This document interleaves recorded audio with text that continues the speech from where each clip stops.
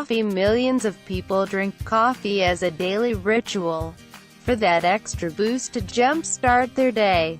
Many of us know the obvious, that for some people coffee can make them irritable, cause heartburn, and lead to sleep problems, while for others, they feel alert and at their best drinking coffee. I have come across a number of findings about coffee that I thought to add to the brew, facts that most of us do not know about coffee and that might influence our coffee drinking habits. It is a curious mix, as there are anti and pro drinking arguments made in the literature, and one that can lead to some confusion on the anti-drinking, or at least drinking in moderation, side. Coffee over time can limit nutrition absorption.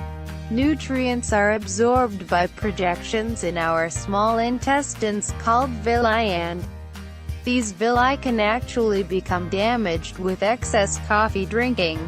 Rebecca Wood, in her book, The Whole Foods Encyclopedia, reports that deficiencies have been found in B vitamins, calcium, and other minerals in heavy drinkers. Vitamin B1 is especially important in times of stress. Iron absorption also is decreased by caffeine, and potassium lost through the diuretic effects of caffeine. Iron is required for the production of red blood cells and is part of hemoglobin that delivers oxygen throughout the body. Potassium plays a major role in muscle contraction and nerve transmission. While coffee in itself reportedly contains nutrients, they are not absorbed well with corrosion of the villi. Rebecca Wood also reports that coffee may interfere with drug metabolism and the liver's detoxification function. Coffee's acids can break down stored fats in the liver, which can make us feel irritable and anxious. The acids in coffee also can cause an overgrowth of bad bacteria in the gut, since they thrive in an acidic environment. This condition, known as dysbiosis, can lead to gastrointestinal and other problems.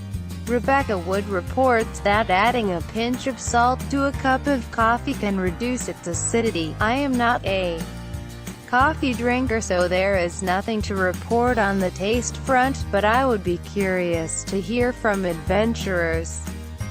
Sally Fallon, in her book, Nourishing Traditions, points out that since coffee has a bitter taste, adding bitter vegetables to the diet can cut down on coffee cravings. Again, no harm experimenting if you are considering cutting down on coffee. Fallon is very much against coffee drinking and believes that prolonged use of caffeine can lead to a number of serious conditions, such as cancer, bone loss, mental disorders, and birth defects.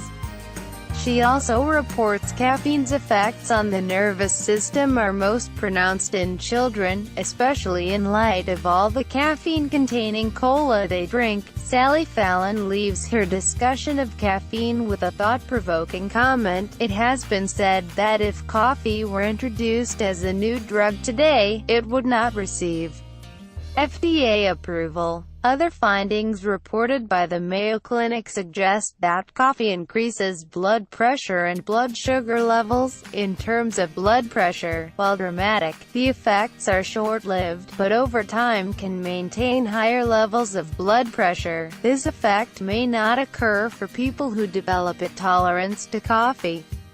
On the other hand, habituation to caffeine appears to decrease insulin sensitivity so that more sugar remains in our blood, which over time can lead to deterioration of our arteries and increased risk of mortality related to cardiovascular disease. In terms of blood sugar levels, most people drinking 2 cups of coffee a day are unaffected by blood sugar levels.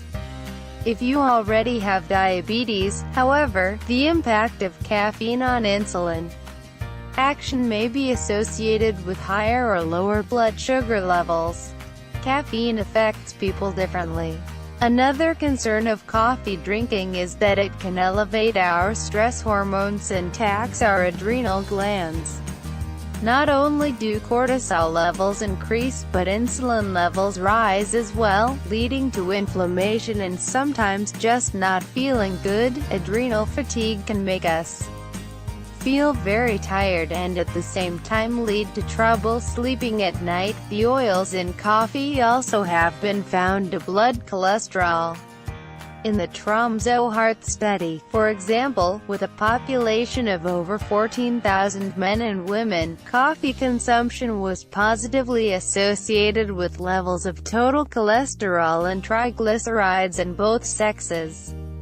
In women, there was an association between decreasing HDL cholesterol levels and coffee consumption. In terms of types of coffee, Rebecca Wood discusses some of the problems with drinking decaffeinated coffee.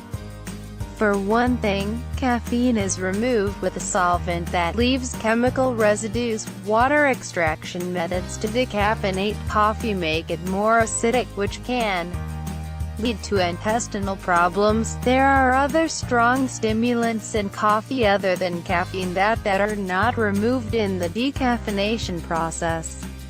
Instant coffee is typically higher in caffeine and chemically processed. Organic coffee is most favored and free of chemical residues. While these findings may lead us to question the benefits of coffee drinking, more studies are emerging on the potential benefits of moderate coffee drinking in disease prevention. Coffee has been found to reduce the risk of diseases such as type 2 diabetes, Alzheimer's, dementia, Parkinson's disease, and liver and colorectal cancer. Personally, if I felt uncomfortable with some of the everyday detrimental effects that coffee could have on my body, I might opt for a healthy diet and exercise to reduce disease risk. There is so much research showing the role of diet and exercise as a preventative. Again, this is a personal choice, and I would love to hear from readers their thinking on coffee as it relates to health problems and disease prevention.